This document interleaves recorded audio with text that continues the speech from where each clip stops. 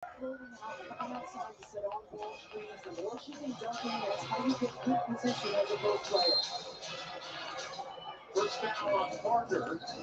Here's Ryder facing up, putting it on the deck, turning, left it short. It resets the shot clock. They should not have. And now the officials notice, will gather and adjust. You've seen a lot when Brittany Griner's getting touches. She's a step farther away from the basket than she wants. And when after she makes her move in the double comes, she's fading away instead of going up powerfully and strong. And that's because Chicago's done such a good job sending different people to her, putting different bodies on her. That's actually what's happening because they are built so well for length. This Chicago Sky team has 4 players who are 6'7" or more. James Wade said, I did that intentionally to defend people like Brittany Griner. And they've disrupted her own night with that length. Different looks, different bodies, lots of length. 6'7" wingspan. Right, it was so interesting hearing James Wade talk about that and how his team was specifically built in mind for these moments against those kind of players. Maybe Smith gets a whistle against Vandersloot. And the shoot two off the nice inbound play there from Phoenix. Yeah, with only 4 seconds on the shot clock, that was really well drawn up. And just over the top as Skylar Smith was posting up Sloot. Higgins Smith gets the first new look, a whole new feeling in a brand new app. Download the new WNBA app to connect with other fans live during the games with new interactive features available throughout the finals. It really is a good app. It is. I mean, they're not going to say that, but it actually is. It's a terrific app.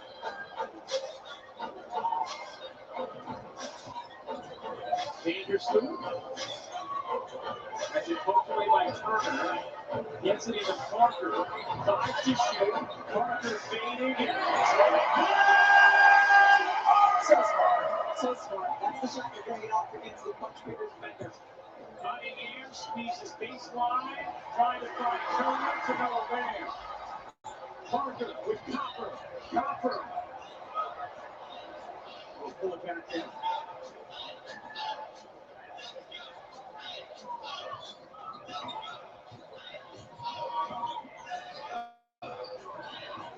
Copper, 5 to shoot. And he backs away. Foul called. Copper shooting 2. Really well done by Chicago to change sides of the floor on the previous possession. Parker's 6'4", her defender 6'9", so how do you create separation right there? With this last possession, Holly Copper's really good when she gets the ball on the second side of the floor and can attack the closeout. That's what got her to the free throw line here.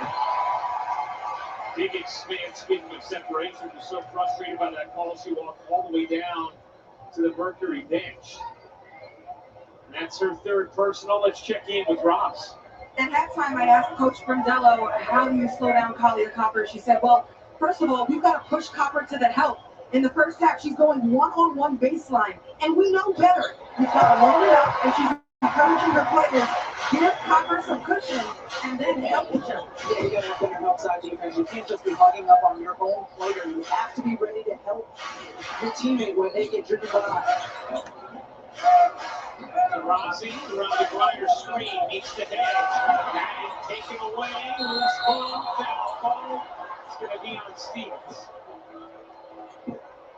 You look at the last possession for Chicago, how fluid they were, how they were able to move the ball side to side. Chicago defensively hasn't let Phoenix do that all game. Everything's been hard. 3rd foul on Stevens. Yeah, Rebecca, everything's been difficult for Phoenix tonight. I mean, look, we're in the 3rd quarter. They have 28 points. Incredible defensive performance thus far from the Sky.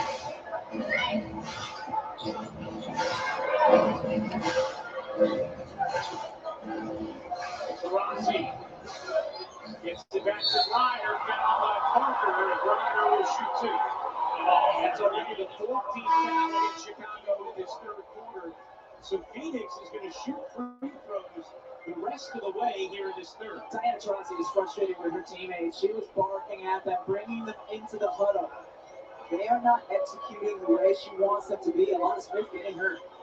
Getting some earlier minutes than we're used to seeing here in the finals. Alana Smith did not play in game 2. And in game one, played just 4 minutes. Remember, that game had gotten out of reach when she came into the fourth quarter. Ryder catches, and the shot's up. Nothing you can do about that. 6'9" goes to the other side of the rim. A 20-point Chicago lead as Phoenix having run it into the second half. Quickly working around Parker. Parker switched up. Danny takes it there. So what have you seen? When she has a bigger grinder on her, she takes the retreat dribble, hits the fade. She's got the little guard on her, knows she can go up strong over the rim. 10 points for Parker. Playing for her hometown team. As Griner turns and finishes, it has been a much more efficient Brittany Griner here in this third quarter. Much better position. She was 1 of 8 in the first half. She's 3 for 4 thus far in the second half. Alana Smith trying to hang with Parker. Pushed her out. Parker behind the back with spin. Gives it up. 3 to shoot. Waverly gets it off. That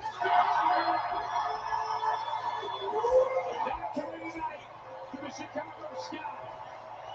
Much better outside defense that time for Phoenix, but it ended up not mattering as Quigley hits the bank. Rossi for his elbow. Copper stayed with her. Smith will fire. Short. Rebound to Anderson. Poked away by Kenny. Curry Smith. Protected by Stevens. Controlled by Quigley. And now poked away on the other end. Ryder trying to get to it. Parker will retreat. Quigley with 11 points. Can't add to it there. 3 members of the Sky in double figures. Oh, what a screen from Griner. Rossi doesn't get 30.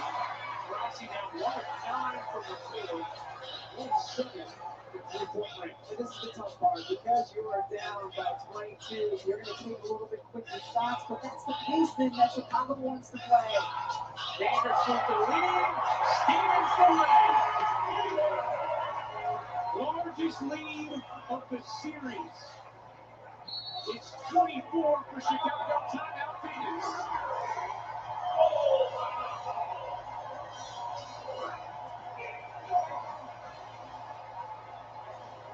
ESPN's coverage of the 2021 WNBA Finals is presented by YouTube TV. Watch live TV with unlimited DVR and more.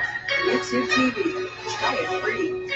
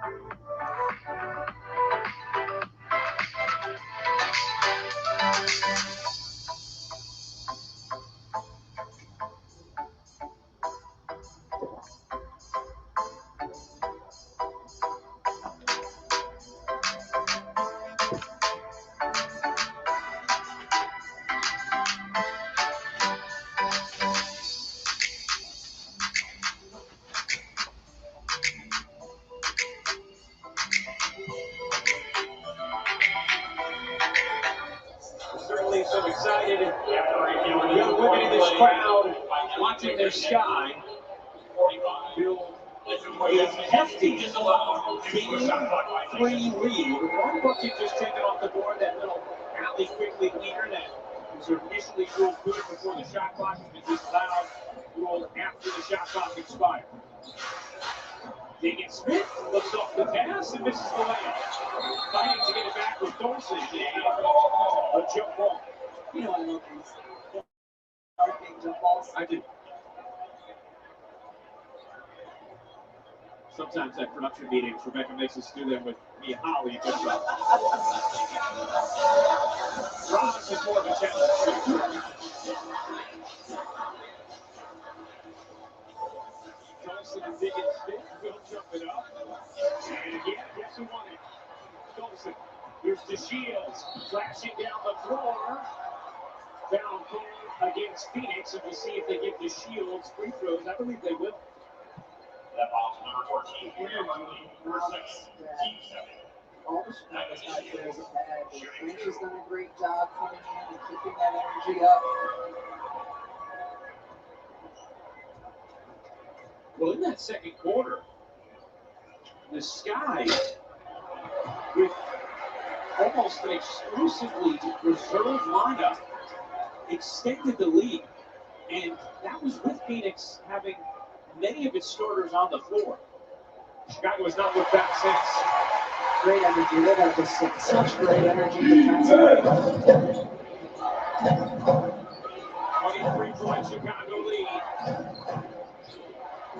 Smith hands it off to Dagan Smith. Skyler draws two, backs it out, needs help, finds Reiner. Corner, Smith. One to shoot, Hartley will heave. No. Rebound, batted back to Phoenix. Alana Smith, bodies in, can't finish. Rebound, Copper. Great defense. Great defense. Great trap on the on-ball screen, forcing late shots in the shot clock.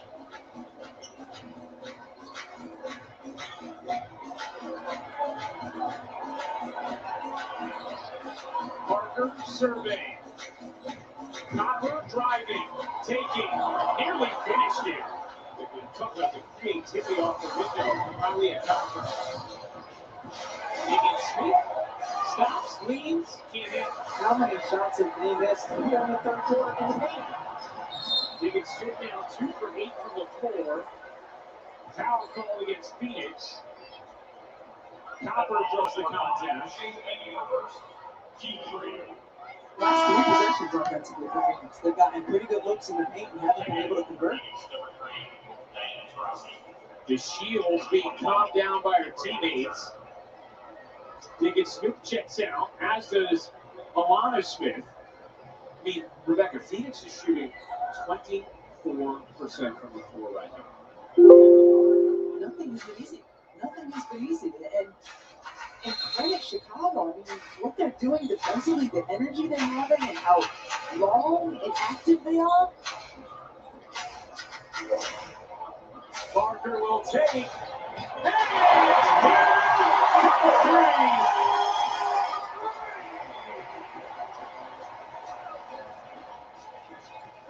Parker with 13 points.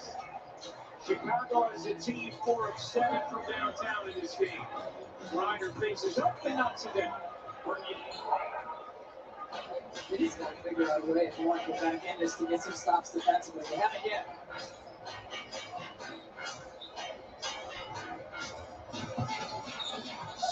Anderson backs it out, gives it up. Parker, not that time, weak side rebound for Rossi. Kenny dumps it in, Reiner the quick turn and the finish, bringing Reiner up to 14 points. He has the last 8 for the Mercury. Anderson, wiggle behind her back, middle row. DeShields to pull up. It is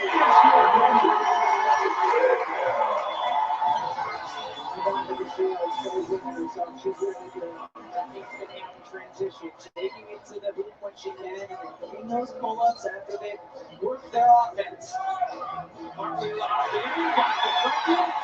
Chicago control.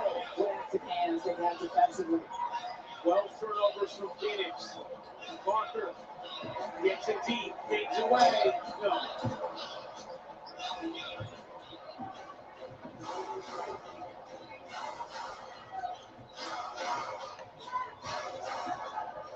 Reiner into the paint, blocked by Parker, loose ball, Vanderson got a fall on it, and here comes Chicago.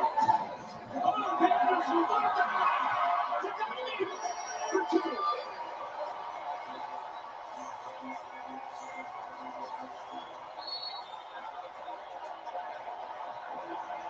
No layup in the sky.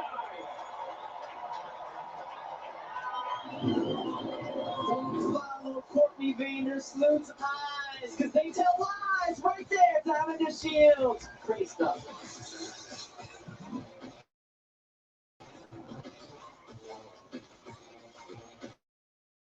New Dove plant-based body wash is different. With plant-based cleansers and moisturizers for healthy and hydrated men's skin.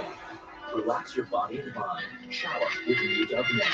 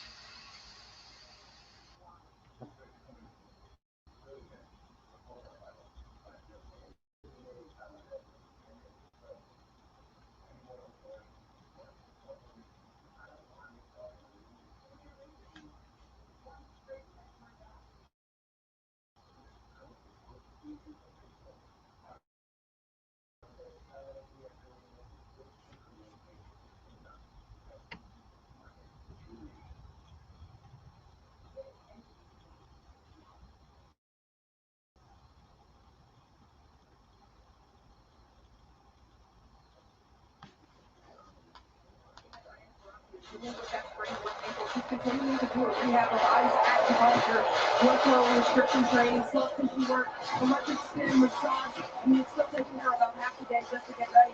So wear and tear, not to mention she just had a baby and has been going from the hospital to the gym, back home to be with the baby and the family. You know we have a new baby, perhaps, I don't even know how much she's sleeping. All I'm saying here is she's stretching the hours and the days very thin. I tell you what, the baby's not sleeping very much. That's not interesting either. Based on my last 6 weeks, I could attest. That's right. 5 seconds left in the quarter. Foul underneath. Ruthie Heber getting some minutes now for Chicago. Rebecca, I know it's a finals game. There's a whole quarter left. I wonder, knowing how fatigued Phoenix has looked, how much Danny Brondello has the starters out there in the fourth quarter. You know, you have to wonder, because right now, James Wade is coaching also for game 4. And it's Pistons that will do it for the third. The Chicago Sky, 1 quarter away from being 1 win away from a championship.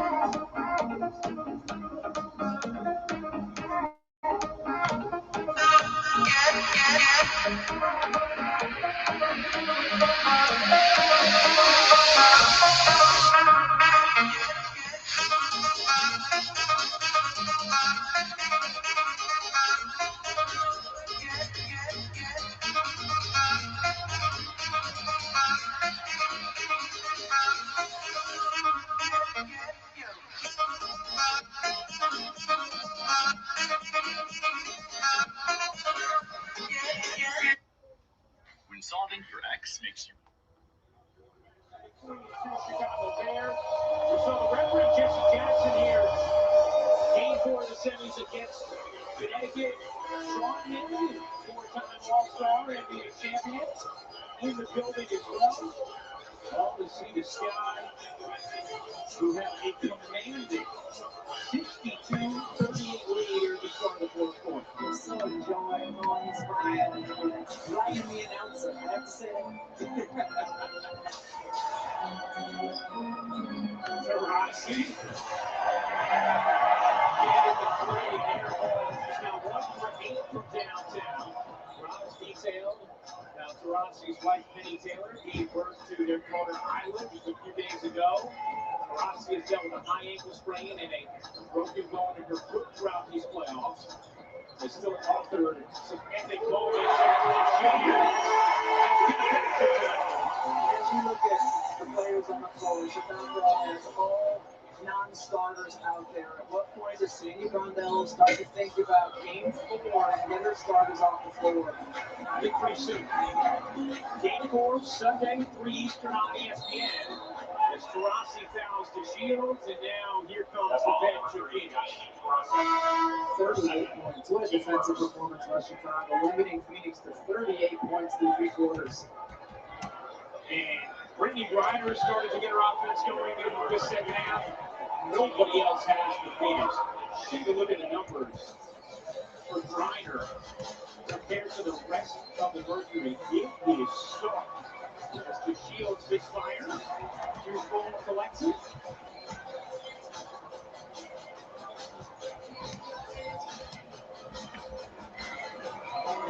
Brown on a crossover basket out of bounds was fouled by Cunningham, took a tumble. And Lexi Brown is going to shoot it. Told us how Timmy DeShield's dad is here. Wow, you take a look at the difference. Brittany Griner, the only one caught it. They didn't have efficiency today. Timmy DeShield's dad is here watching over the first half of Sun Brown. Lexi Brown's dad at our hotel earlier today. I saw him back to the halftime as well. He's a big fan of the broadcast, so I'm a big fan. Hey, T, and he's rocking the Girl Dad shirt. And how about he still got the Reebok mask on, still pumping up those kicks before going in for the jump.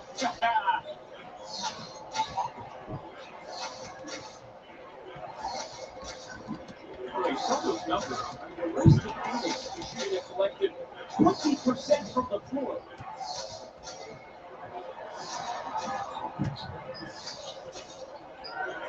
More scoring game. The shot clock reset again. I'm not sure why. James Wade, we're only down to half court to hour about it, and he has a very strong case. He's sprinting to get it out, asking why the shot clock reset. He's still coaching every possession. Duvall, I think, took a shot in the face and is bleeding.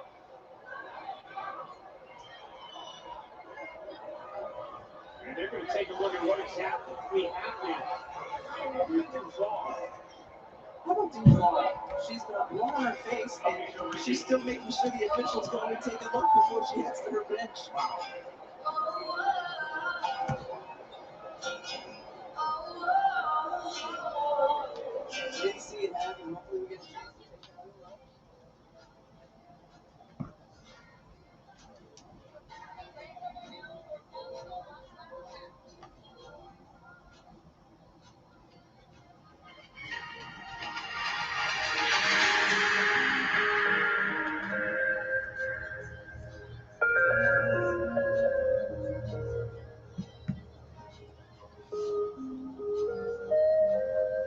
What's up, Bladen?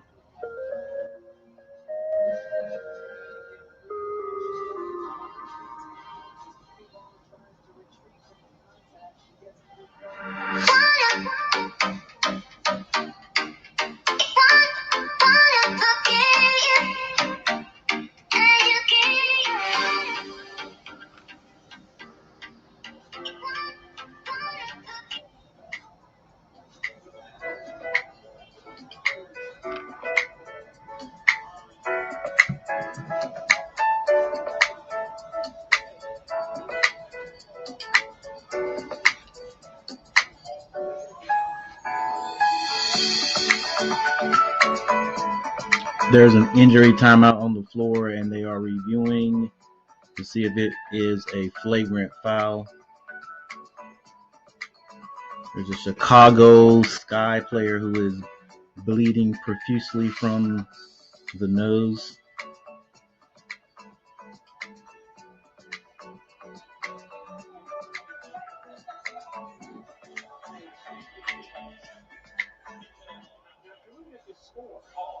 And you're saying, wow, Chicago Mercury is pummeling Phoenix. You probably expect the same thing in game 4. With 8 minutes and 20 seconds left on the clock, the score is 38-66. This is fourth quarter action. Phoenix Mercury is just not able to score the ball tonight. Game 4 of the semis, game 1 of the finals. Those are all double-digit losses. That Phoenix bounced back with a win the following game. And this is a winning team who knows how to put a poor performance behind them and then regroup. Game 4, 3 Eastern Sunday on ESPN. Knocked away by Walker. Back down by the Shields. Able to collect it. The Shields has it knocked away by Cunningham out of bounds. Will stay with Chicago. Ali. The Shields had a really tough game 2 in Phoenix the other night. James Wade getting really frustrated with her, and I talked to her about it. She said, you can decide to play the victim in a game like that when people are on you and you're not playing well and you're making mistakes. Or you can decide to be positive and come back and be better. She's clearly decided to come back and be better here tonight. Really proud of that mindset of Diamond Shields. She shows growth and maturity on her part. She's not playing the victim. She's playing for her team. When we talked to James Wade earlier today about Diamond Shields, he took some of the bonus out of himself and said, I have to coach her that. And whatever he's done, whatever she has done, to get her to this place here, she's played well here in game 3. She has 9 points, 5 rebounds, 4 steals. And even just surveying game 2, looking at the sky and understanding the way they defend this season, I know we all felt, hey, they're going to have to get more from Diamond at some point in this series if they want to win. Well, they have tonight, and they got more from the bench at large. Number 14, Breon Hartley.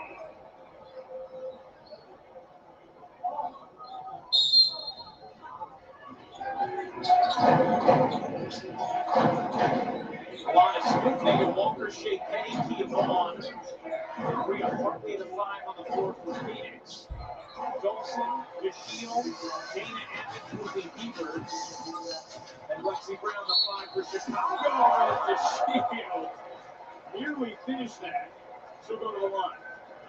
We talked about Copper and her ability to run the floor from the wing position and put the pressure on the defense. Diamond Shields does that extraordinarily well.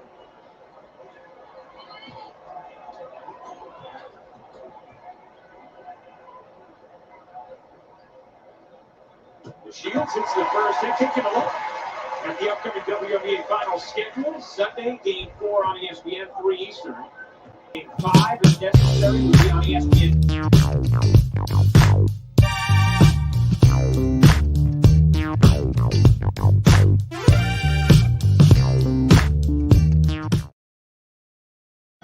This was a 16-16 Chicago Sky team in the regular season. They have been a completely different animal in the playoffs. Dawson gets denied by Smith. Keeps the possession alive. Here's the Shields on the attack again. Can't finish. James Wade talked about knowing his team was dangerous before the first round single elimination game against Dallas. Thought his group had finally found its identity, which was sharing the basketball.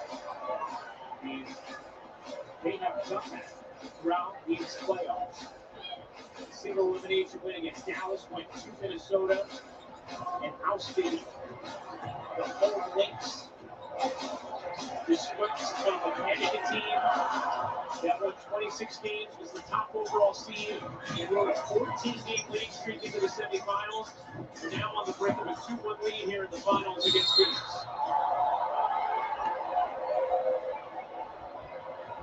This is Chicago. We're talking about the big 16 and 16. We had games where players missed due to injury. Alec Quigley, Dennis Parker, most notably. Stephanie Wilson missed this stint when she was with the 3x3 team at the Olympics.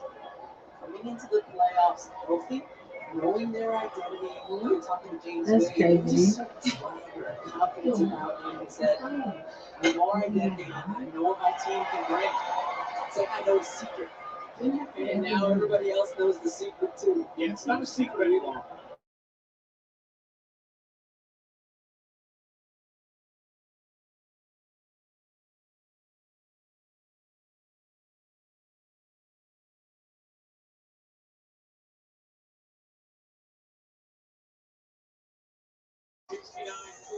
Chicago lead. 6:12 to go in this fourth quarter.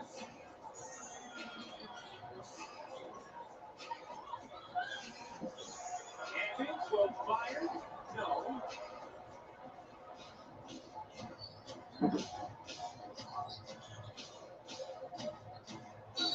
Here's Barkley working away against Evans, and a foul is called. We'll step aside. 5:54 to go in the fourth quarter, and 28-point Sky lead.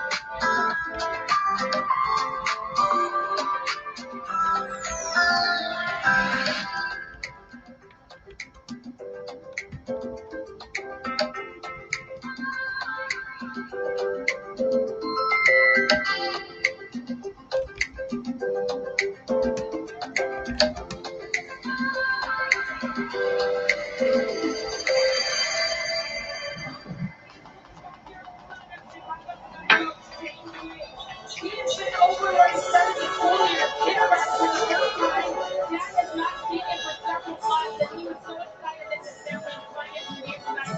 Big win, but that's his off-season in Brentford with his wife and big losses with a really terrific player in the WNBA. A lot of family ties here, right, Ron?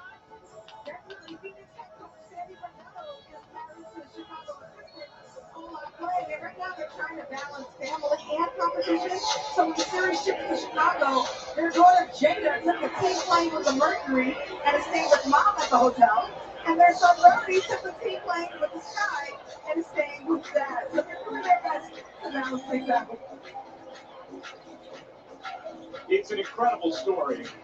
The family connections in this series are remarkable. And James Wade and Sandy Brondello are connected as well. Sandy used to coach James's wife at Gates back in the day.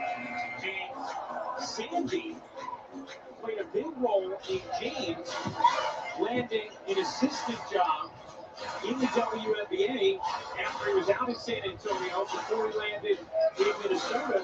Sandy Brondello. I'm good, Bladen. What's going on? If there's 36 assistants in the WNBA, I was PJ, what's up, PJ? Sandy Brondello, who had won a championship, still went to bat on my behalf, trying to get me a job. Dan Hughes, who's in the building, also did that. James ended up landing on Joe. I'm doing a semi-silent stream to the end of the game. Then I got a little announcement.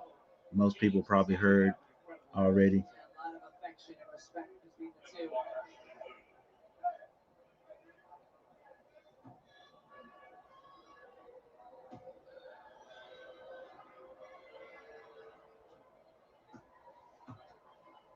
There is Dan Hughes. That is an on-brand mask for Dan. It certainly is. Loves his music. Loves his tie-dye.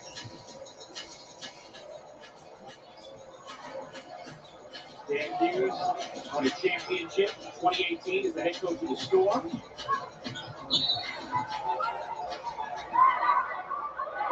With our colleague Sue Burke. We can call Sue a colleague during this series, don't you think? She's working with our studio show. Sure, officially a colleague.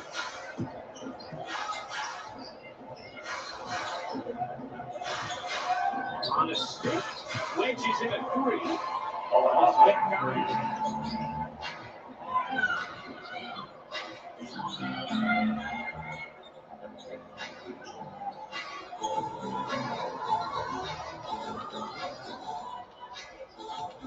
right, Rebecca, here's a game like this.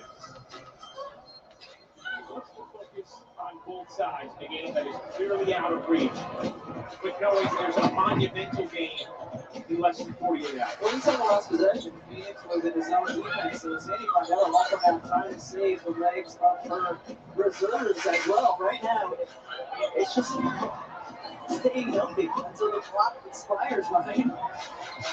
Penny, he's spinning a three. Smith cleans it up, plays it in. I don't know what you're supposed to say, but there's really not anything either of these teams can learn record company. 3:40 to go in the fourth. Timeout Chicago. 21-point Sky lead.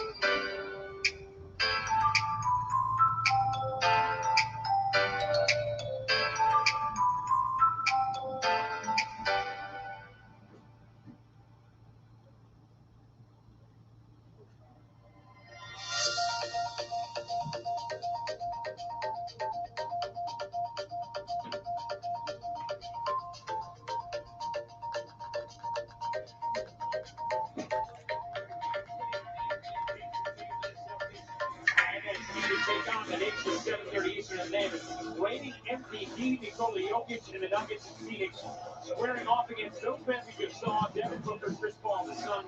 It all starts with NBA countdown at 7 Eastern. We've seen many of the Bulls here in Chicago supporting the Sky throughout the playoffs.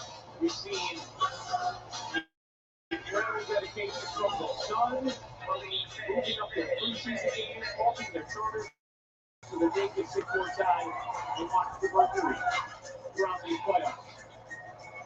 At the ring is good for Brown. Lexi Brown comes from downtown and Dean from the Memphis.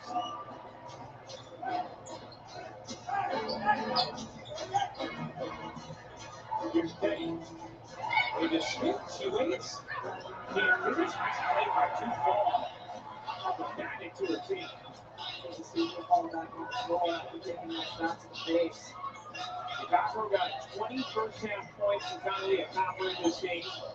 Finished with 22. Candace Parker, 13 points, 4 rebounds, 3 assists.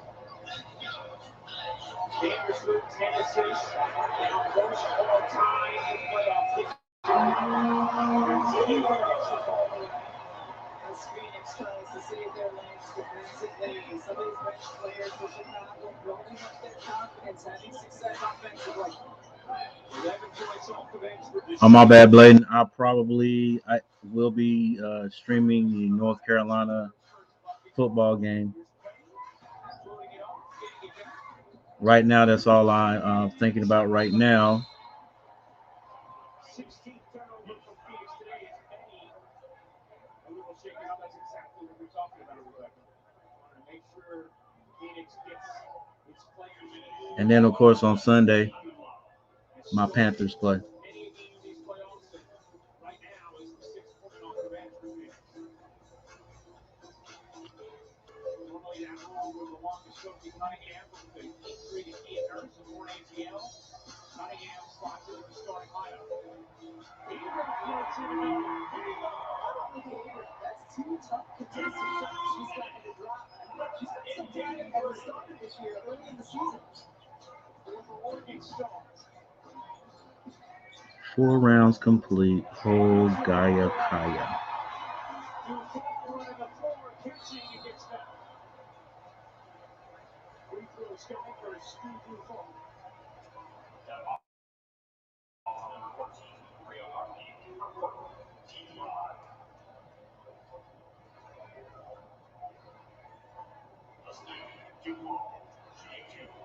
We see Hubert in the game. 2 fall getting minutes today.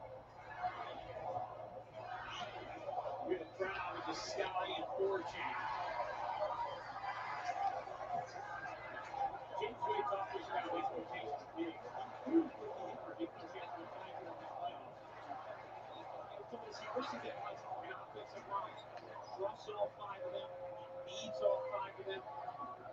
They have different strengths and weaknesses, but all A little bit, Braden.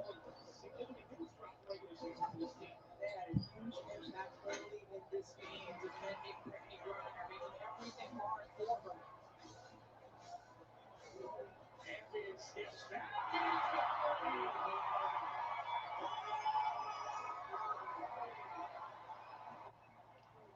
What's going on, Peyton?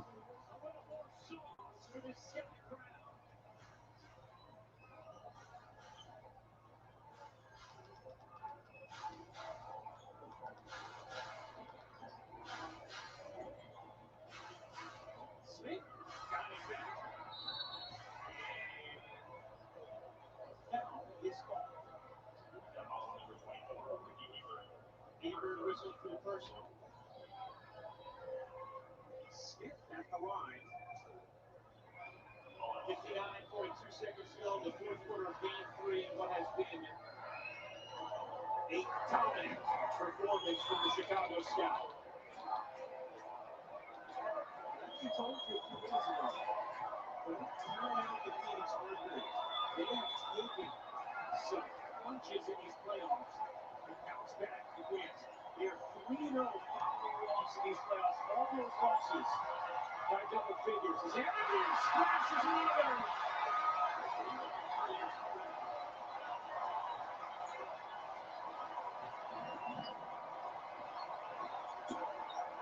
This crowd will not be going straight home.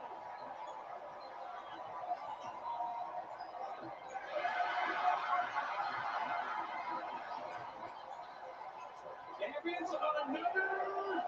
Oh my gosh, she is on fire. This Brown kid is shooting NBA 3-pointers. Well, chance to Mercury was so celebrating. He said Chicago goes up 2-1. He's getting a sky tattoo. Kerrigan's already strike.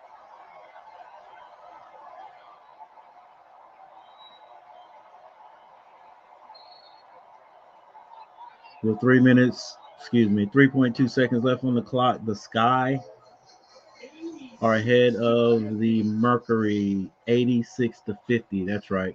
86-50. Uh,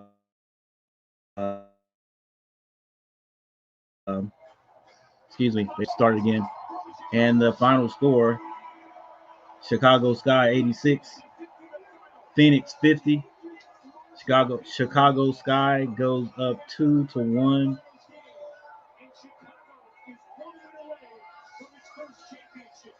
And they only have to get one more win.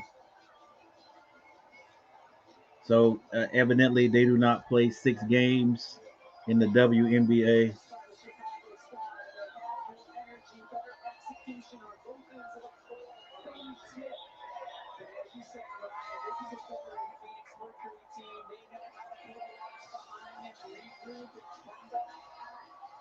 I think if the Sky win and Candace Parker, who was not with them last year, I think this will be her second championship.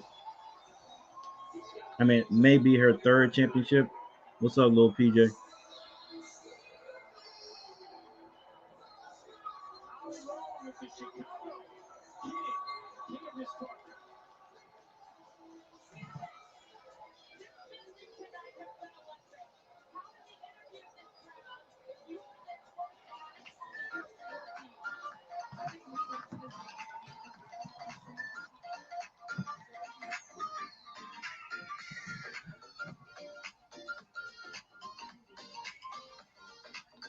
And Chance the Rapper is there in his Chicago Sky attire,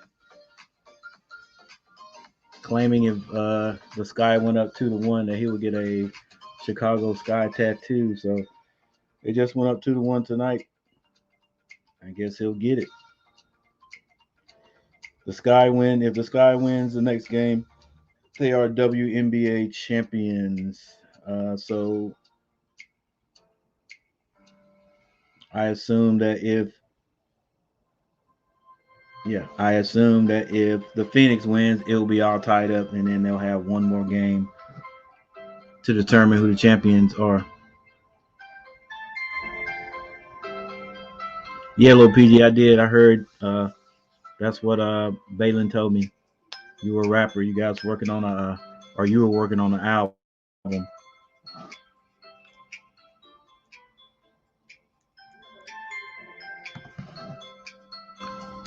All right, let me see if I can hook this up a little bit. I got just some news for from my Charlotte Hornets. I didn't get the news. I just found some out. But let me see if I can arrange this.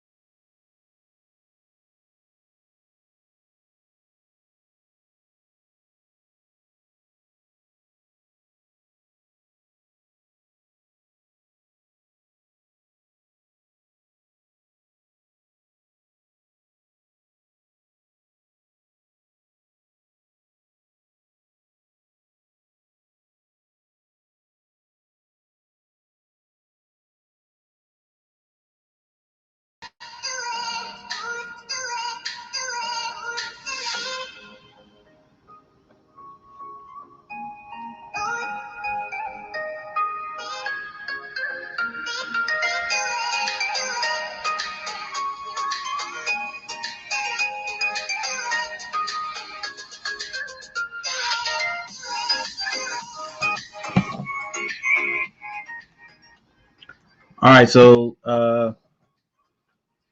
oh, by the way, little PJ, my uh my professional football team that I cheer for are the Carolina Panthers. My NBA basketball team I cheer for would be the Charlotte Hornets. My college football team I cheer for will be the Carolina Tar Heels. That's right, everything Carolina over here. Um, I grew up in North Carolina, so I'm a Carolina boy. I was before the Panthers had a football team some 20, maybe some almost 30 some years ago. I think it's more like 20 something. I was a Dallas Cowboy. I still root for them when they're playing anybody besides the Panthers. I was a, well, I can't say I was a Bulls fan before the Charlotte Hornets became a franchise because I was around for both of those teams when both of those teams were established. I was a strong, handsome young man in my 20s. But besides that, um, I never really had an NBA team that I really cheered for, but I did cheer for Michael Jordan when he was at North Carolina. So when he was drafted to the Bulls, I started watching the Bulls, and basically did want the Bulls to win, but I can't say that I'm a Chicago Bulls fan. All right, I'm not. I don't have a pair of the retro red and black sneakers Michael wore. I don't have a Bulls T-shirt. Never have. Uh, and don't make a habit of wearing red and black. So I've always been Carolina. But anyway, here's what I wanted to talk about a little bit before I left, because I've talked about it on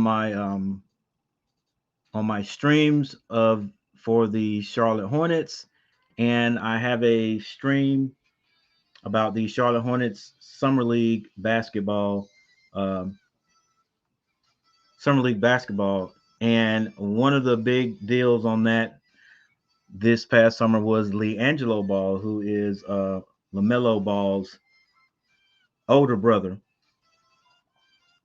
actually played summer league for the Charlotte Hornets, uh, and he did pretty good. You could check out this video. I won't play it. I probably already got a copyright claim on this anyway, but it shows him playing with these other rookies, guys that have gotten drafted or whatever, still trying to make a team, and he held his own. He showed everybody that he could shoot. But anyway, the news out of Charlotte says LiAngelo Ball set to play for the Charlotte Hornet G League team, sources say. And I've seen many of sources, so we're gonna say this is true. The Charlotte Hornets signed guard LiAngelo Ball to a non-guaranteed contract Thursday and waived him Friday, paving the way for him to eventually sign with their G League team, a source confirmed to ESPN. So I'm thinking that they probably had this plan all along. Um, and the way the Hornets are shooting threes right now in their 4 games that they played in preseason is kind of scary bad, because like I said on the last stream, that we don't really have a true outside shooter, and we don't. Some of the guys can score. Terry Rozier is a scorer.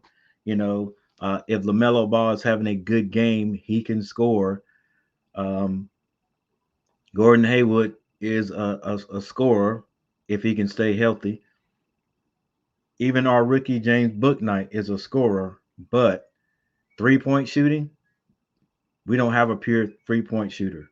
LiAngelo Ball is a 3-point shooter. This is what that kid does, and he showed it in summer league. But anyway, uh, Friday's move was made as a precursor to Ball, um, who averaged 9.6 points, 2 rebounds, and 1.6 steals in 17 minutes across 5 games for the Hornets in the Las Vegas Summer League, joining the Greensboro Swarm for the upcoming G League season, the source says. Now, I want you to look at this. He only played like an average of 17.4 minutes.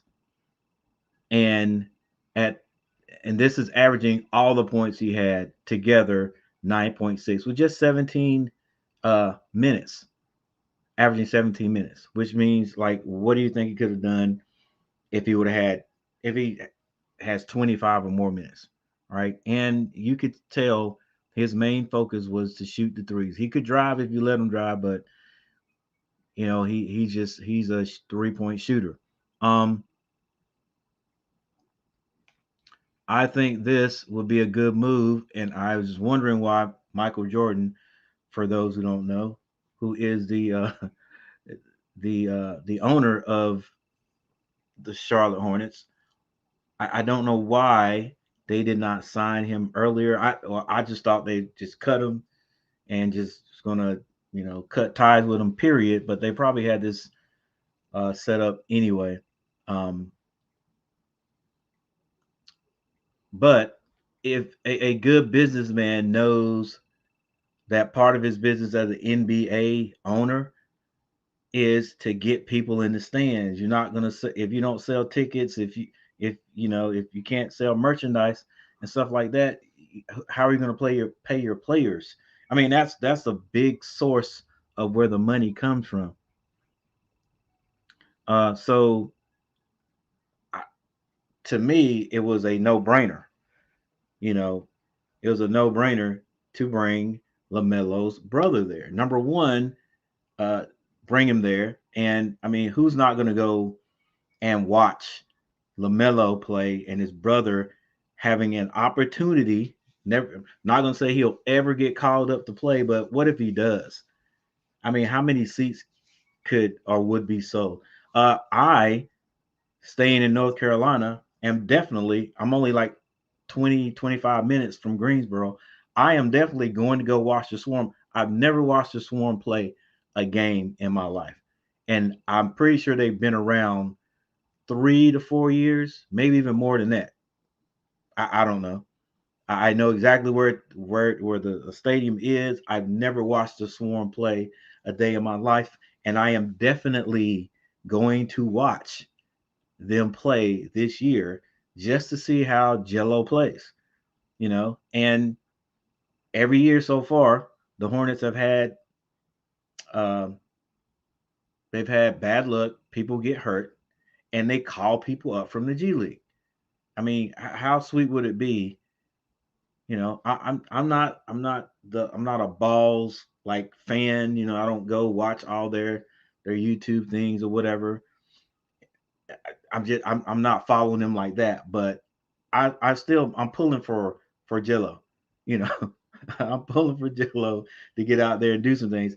How awesome would it be to have two brothers on? I mean, like these guys on the same team. I know the Martins were brothers, but are brothers.